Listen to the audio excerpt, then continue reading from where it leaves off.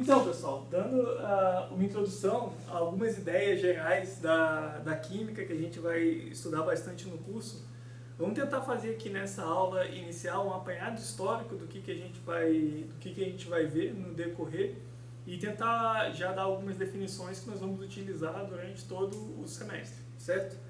Bom, a ideia principal quando a gente pensa em química é falar do conceito de átomos, certo?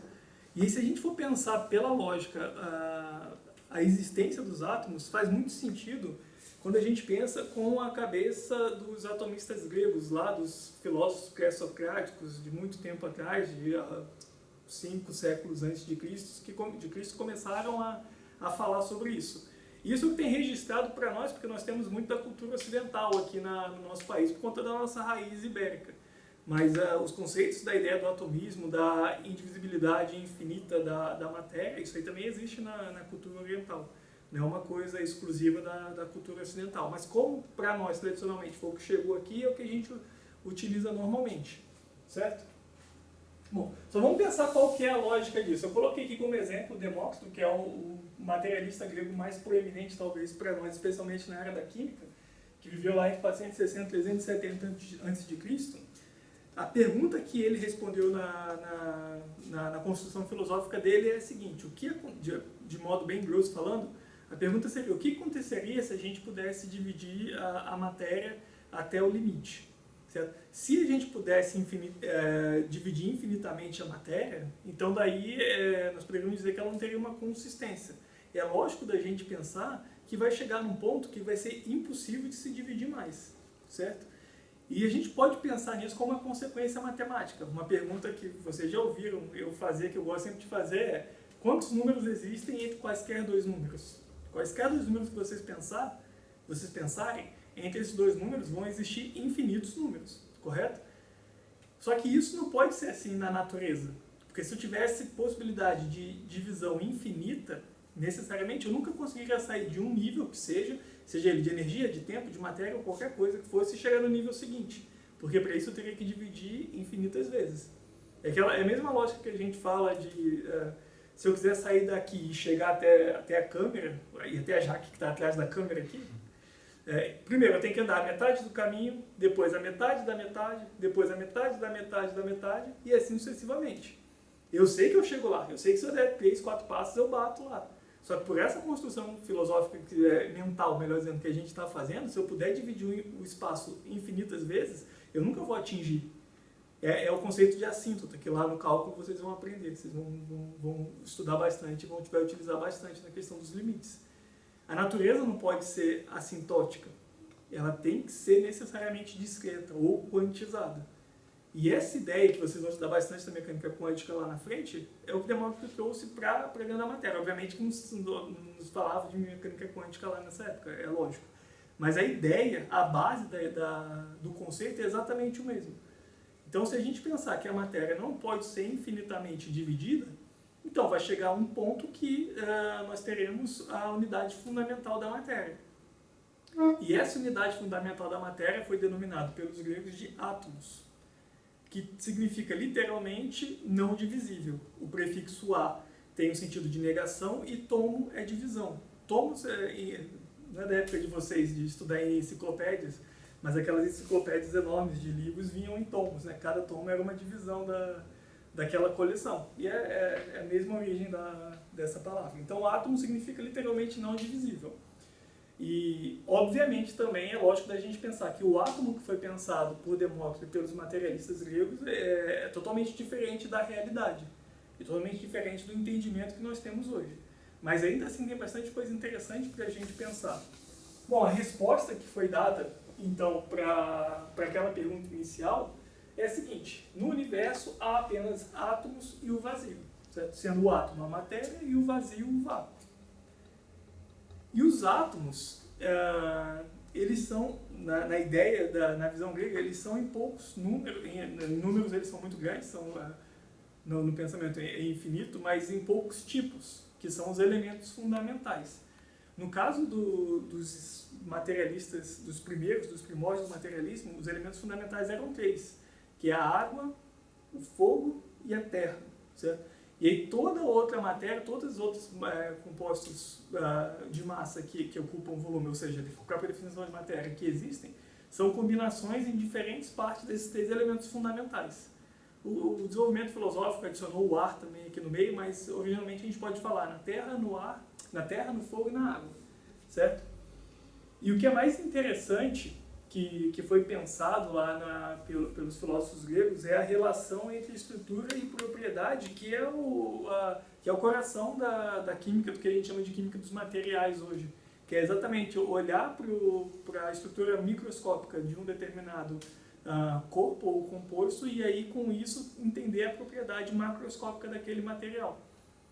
Isso foi feito com os gregos, obviamente de modo errado, porque o conceito de átomo existia, mas a visão do átomo não existia da forma como a gente tem hoje. Mas a ideia é muito bonita, porque, por exemplo, fatores sensoriais eram utilizados para se propor a forma do átomo. Por exemplo, a água. A água, quando a gente coloca a mão no rio, a água vai fluir pela nossa mão por entre os nossos dedos. Então nós podemos pensar que se de fato a água fosse um átomo, um elemento fundamental composto por vários átomos iguais de água, então esses átomos deveriam ser esféricos e macios, porque daí quando eu coloco a mão nele, ele flui. E o inverso disso seria o fogo. Quando eu coloco a mão no fogo, machuca. Então os átomos de fogo eram pensados como sendo finos, como se fossem espinhos. E aí, por conta disso tinha aquela sensação. E os átomos da terra eram ásperos e dentados, que eles poderiam se juntar gerando atrito. Por isso que a gente consegue ficar de pé sobre a terra e não consegue ficar de pé sobre o fogo e sobre a água. Exatamente por conta desse pensamento. E essa relação de estrutura do material na escala microscópica com a propriedade que ele apresenta é feito até hoje. Qualquer técnica que a gente tem de caracterização dos materiais, vocês que estão fazendo esse laboratório, vocês perceberam isso. Exatamente para a gente entender a estrutura microscópica daquilo que nós temos e relacionar com as propriedades que nós medimos, que aparentemente é muito distante, mas que estão de fato relacionadas. E é a mesma ideia que nós tínhamos aqui, certo? Então a resposta dada foi há apenas átomos e o vazio. Na segunda parte do curso, nós vamos estudar a evolução histórica do conceito de átomo, estudar a definição e o conceito envolvido na construção de um modelo científico, a importância do que é um modelo científico. Mas aqui para a aula de hoje, para essa aula introdutória, nós vamos dar um pulo temporal, mas eu acho que não vai ser problemático, porque nós vamos definir os termos e aí utilizar a partir dessas definições. Depois a gente vê como que isso foi construído historicamente, certo? Então, olha só. Por definição, hoje, que a gente entende, um átomo é a unidade fundamental de um elemento formado. E o átomo ele é formado por prótons, nêutrons e elétrons, certo?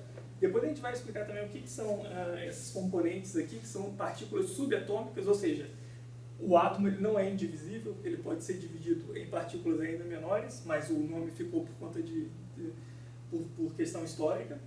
E aí, repetindo, o átomo é a unidade fundamental de um elemento. O que seria um elemento?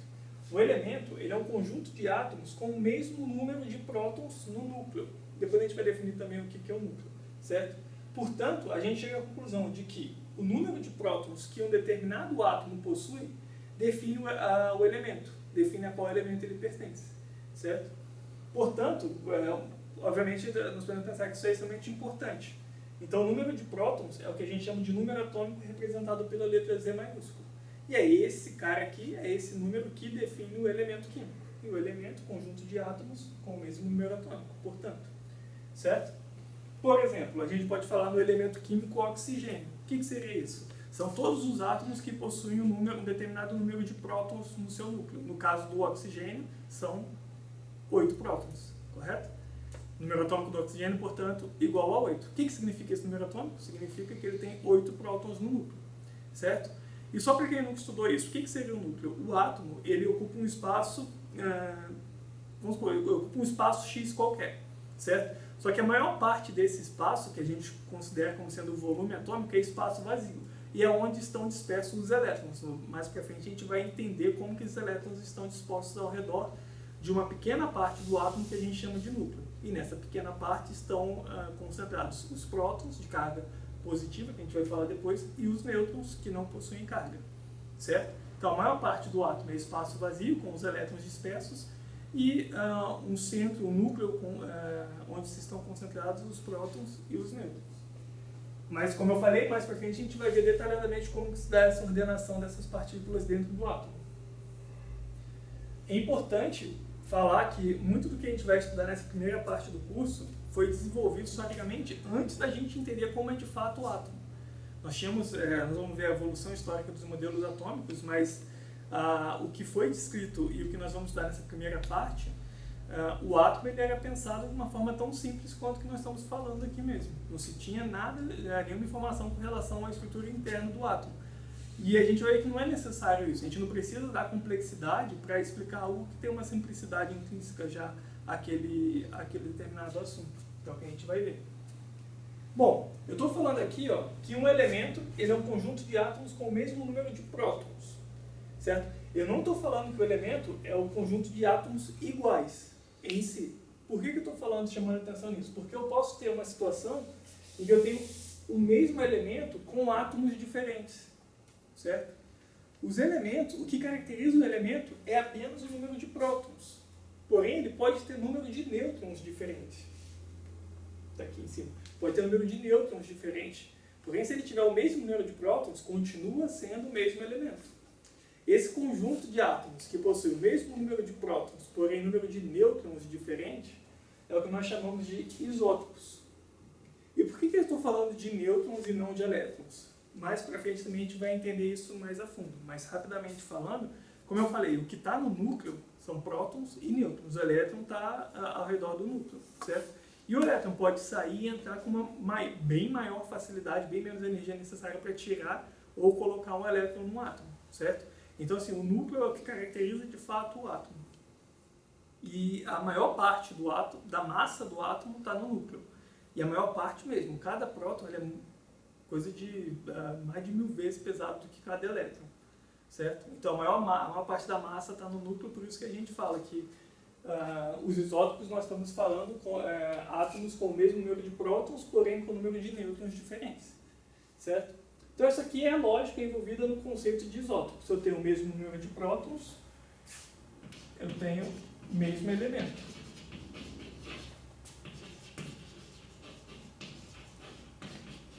E se eu tenho o mesmo elemento com diferente número de nêutrons, eu tenho o que a gente chama de isótopos. Certo? Vocês devem ter ouvido falar isótopo carbono 14, que eu acho que é o mais comum, que é mais falado fora do meio acadêmico, que é o isótopo 14 do carbono. Então a gente fala um pouco mais detalhadamente disso, certo? Bom, como eu falei, pode-se ter essa variação no número de nêutrons para o mesmo elemento e pelo fato dos elétrons estarem mais fracamente ligados ao átomo, porque eles estão fora do núcleo, né, por assim dizer, e lá depois nós vamos ver os experimentos que nos levaram a essa conclusão, nós podemos ter variação do número de elétrons. Quando eu tenho átomos no estado fundamental, ou seja, átomos que são como eles devem ser de fato, no equilíbrio, por assim dizer, não é bem equilíbrio a palavra aqui, mas é como é no equilíbrio na questão de numérica, né? Eles vão ter o mesmo número de prótons e de elétrons. Por que isso aqui é importante? Prótons são as partículas subatômicas que carregam carga positiva, enquanto os elétrons carregam carga negativa. A carga de um próton é exatamente igual à carga de um elétron, porém estão trocados, certo? Um átomo no estado fundamental ele não possui carga. Se ele não possui carga global, significa que o número de cargas positivas tem que necessariamente ser igual ao número de cargas negativas. Positivo e negativo tem que ser igual. E aí a soma vai dar zero. Então, um átomo no estado fundamental ele não possui carga, exatamente pelo fato de nós termos número de prótons e elétrons iguais, mesmo número de prótons e elétrons. Em algumas situações, o número de elétrons pode mudar, certo? Por exemplo, durante uma reação química. Por que eu estou falando número de elétrons? Porque, mais uma vez, os elétrons eles estão ao redor do núcleo, que a gente chama de eletrosfera, e ali tem uma energia menor para ser removido ou ser adicionado essa partícula subatômica de carga negativa, certo? E além disso, se eu mudar o número de prótons, eu estou mudando o elemento, estou falando de outra coisa. Mas a quantidade de energia que precisa para mudar o número de prótons é absurdamente grande. Então, em casos ordinários, a gente não está falando de radioatividade nem de colisão de partículas, nós estamos falando apenas de mudança do número de elétrons, que é o que ocorre em reações químicas de fato. E aí, se eu tenho número de prótons diferente do número de elétrons, o que nós temos, portanto? Íons. Então, se eu tenho uma espécie ou um átomo em que o número de prótons é diferente do número de elétrons, ele vai adquirir uma carga, certo? E essa espécie carregada é o que nós chamamos de íons, certo? Só que tem duas situações possíveis. A primeira situação é a seguinte: se esse cara perder elétrons, o número de prótons vai ficar maior do que o número de elétrons. E veja, aqui nós estamos falando em perder elétrons, não em ganhar próton, porque isso aqui não existe em casos ordinários. Então, se ele perde elétrons, o número de prótons vai ficar maior do que o número de elétrons. Nessa situação, ele vai adquirir carga de qual sinal? Vai ficar com uma carga positiva, certo? Então, nessa situação, nós temos o que nós chamamos de um íon de carga positiva. E um íon de carga positiva, ele é chamado de cátion. Então, o cátion nada mais é do que um íon com carga positiva, ou seja, um íon com número de elétrons menor do que o número de prótons. Beleza? Tranquilo? Não vamos nos preocupar, por enquanto, como que se dá essa movimentação de elétrons, não é o nosso objetivo agora. O objetivo agora é entender. Se eu tenho um número de cargas negativas menor do que o número de carga positiva, ou seja, o número de elétrons menor do que o número de prótons, a carga global daquele átomo, que vai ser um íon, vai ser positiva, e aquilo passa a se chamar cátion. Por um outro lado, eu tenho uma situação em que aquela espécie pode ganhar elétrons. E aí vai ter um número de cargas negativas maior do que o número de cargas positivas. Consequentemente, ele vai ter uma carga global negativa, e essa espécie, ou esse íon com carga negativa, é chamado de ânion. Certo? Então, os íons eles podem ser divididos entre cátions e ânions, sendo que os cátions são íons de cargas positivas e os ânions são íons de carga negativa. Tranquilo? Então aqui são algumas definições que a gente vai utilizar o resto da vida. Se vocês estudarem, vocês sempre vão estar se deparando com isso e com o tempo vocês vão se acostumar. Assim como vocês vão se acostumar com o meu nome é Wagner. Vocês vão se acostumar que o íon de carga positiva é o cátion e o de carga negativa é o ânion. Tendo contato com isso fica natural. Bom, algumas outras definições importantes. Como eu falei, a maior parte da massa do átomo está concentrada em seu núcleo, que é onde estão presentes os prótons e os nêutrons, certo? Com isso, nós definimos uma grandeza chamada número de massa. Número de massa, ele é uma grandeza adimensional, ou seja, não tem unidades, certo? Porque ele vai representar unicamente a soma do número de prótons com o número de nêutrons do núcleo de um átomo, certo? Consequentemente, isótopos, o que são isótopos? Átomos com o mesmo número de prótons no núcleo, porém com número de nêutrons diferentes. Portanto, isótopos vão possuir número de massa diferente, correto? Então, vamos pensar aqui, nesse exemplo aqui, com relação ao carbono. Carbono, ele é um elemento químico e ele possui número atômico 6. Número atômico representado lá pela letra Z, certo? O que representa o número atômico? O número atômico é o número de prótons no núcleo do átomo, certo?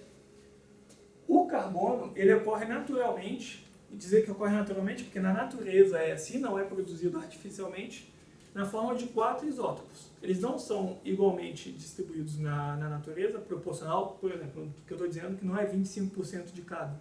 A proporção é bem diferente ali, depende de diversos fatores que no decorrer do curso vocês vão entender. Mas eu estou dizendo que ele ocorre naturalmente na forma de 4 isótopos, certo? Esses 4 isótopos aqui, eles têm uma característica em comum, que é o quê? O número de prótons tem que necessariamente ser o mesmo. Caso fosse diferente, não seria mais carbono, seria um outro elemento que a gente estaria falando. Aí é outra coisa, certo? Se eu estou falando que todos esses 4 isótopos de carbono são carbono, melhor dizendo, que todos esses 4 átomos são carbono, todos possuem o mesmo número de prótons, que é igual ao número atômico dele, 6, que está lá em cima. Então, se eu for preencher isso aqui na forma de uma tabela, o número de prótons para essas espécies aqui é 6 para todos eles, certo? Esse número aqui em cima, representado dessa forma, não é uma regra representada no canto superior esquerdo do símbolo do elemento, é o que a gente chama de número de massa, que nós definimos como sendo o número de prótons mais o número de nêutrons, certo? Essa aqui é a definição. Se eu estou falando que isso aqui é a soma do número de prótons mais o número de nêutrons, e todos eles têm que necessariamente ter 6 prótons, caso contrário não seria carbono, então a gente consegue calcular diretamente qual que é o número de nêutrons dessa espécie aqui, certo? Por exemplo, o isótopo 11 do carbono, 11 é o número de massa. Vai ter quantos nêutrons? Se esse número aqui é a soma desse com esse aqui, necessariamente esse aqui tem que ser 5, certo? E assim sucessivamente. Eu tenho o isótopo 11, o 12, o 13 e o 14, que é o radioativo, que é utilizado na datação de materiais antigos, que é o que é mais falado assim normalmente. Certo? Então o número de nêutrons vai diferir em uma unidade para cada um deles, não necessariamente sempre vai diferir de 1 em 1 em 1, tem elementos que têm uma diferença maior do que 1, mas aqui vão ser 5, 6, 7 e 8 nêutrons no núcleo de cada um desses isótopos, certo? E se a gente está falando que aqui, todos eles, nós não representamos cargas, ou seja, o número de elétrons tem que necessariamente ser igual ao número de prótons, de modo que a carga global dele, ou seja, no estado fundamental, tem a carga igual a zero. Então todos esses caras aqui terão número de elétrons igual a 6. Por quê? 6 cargas negativas com 6 cargas positivas vai dar carga global igual a zero. Certo? Fazer um parênteses aqui antes de finalizar, que talvez poderia ter falado antes, mas os elementos, eles estão descritos em alguma figura e provavelmente vocês já tiveram contato, que a gente chama de tabela periódica, certo? E na tabela periódica tem várias informações, nós vamos estudar bem a fundo como interpretar a tabela periódica e quais informações que a gente pode extrair daquilo, mas os elementos aparecem ali na forma de símbolos, certo? Então cada elemento que a gente fala, provavelmente ele vai ter um símbolo que o representa. No caso do carbono, o símbolo é a letra C maiúscula. No caso do hidrogênio, H, do oxigênio, O, mas não necessariamente o símbolo do elemento é a letra inicial dele. Tem vários fatores, construções históricas que fazem com que alguns elementos tenham símbolos bem diferentes do nome dele. Por exemplo, potássio, o símbolo é o K, sódio é o Na, enxofre é o S, fósforo é o P, e por aí vai. Certo? Então, assim, mais uma vez, não é para se preocupar, para decorar, com o tempo vai ficar natural isso. A gente vai conseguir falar, O é o oxigênio. Como? Tem o da Marie Curie lá também, que ela encontrou 2 elementos. É o radônio e o polônio, né? E daí, por exemplo, o radônio é por conta da questão da radioatividade, porque já existiu o rádio, tem o radônio. E o polônio é uma homenagem à terra natal dela, que ela é polonesa, então daí teve um polônio. Então tem vários elementos que são homenagens a algumas pessoas, Seaborg, que é do Seaborg, que foi um físico e um prêmio Nobel. Eu acho que o Einstein ganhou um elemento em homenagem a ele nesses últimos 4 que foram descritos aí nos últimos anos, eu acho, não tenho certeza. Tem que conferir. Mas enfim, essa aqui é a lógica para quem nunca teve contato com isso, não é nada muito complexo. E no curso a gente vai ter a oportunidade de estudar isso mais a fundo. Certo? Então, só recapitulando aqui, qual que é a lógica? Nós temos os átomos que são considerados a unidade fundamental do elemento. Não é mais pensado hoje, como foi pensado lá pelos gregos, unidade fundamental da matéria. Por quê? Os átomos, a gente sabe que eles são divisíveis, ou seja, tem unidades menores que essas sim são fundamentais. E lá, mais para frente no curso de vocês vão poder estudar isso quando estiverem estudando física moderna, certo? O pessoal da física, o pessoal da engenharia, não sei se vocês vão ter oportunidade, mas aí a gente conversa em alguma situação. Os átomos, unidade fundamental do elemento, consequentemente, o elemento é um conjunto de átomos com o mesmo número de prótons, que é chamado de número atômico, certo? Em algumas situações nós temos o mesmo elemento com átomos diferentes, porque eles têm o mesmo número de prótons, porém diferente número de nêutrons. São chamados de isótopos, certo? E uma outra situação é quando nós temos números diferentes de cargas positivas, os prótons no núcleo, e cargas negativas, os elétrons. Nessa situação nós temos os íons, que podem ser positivos, chamados cátions, ou negativos, chamados ânions. Beleza? Bom, pessoal, essa aqui é a aula introdutória, alguns conceitos que nós vamos utilizar bastante durante o curso, o nosso curso, e vocês vão utilizar bastante durante o curso e a vida de vocês.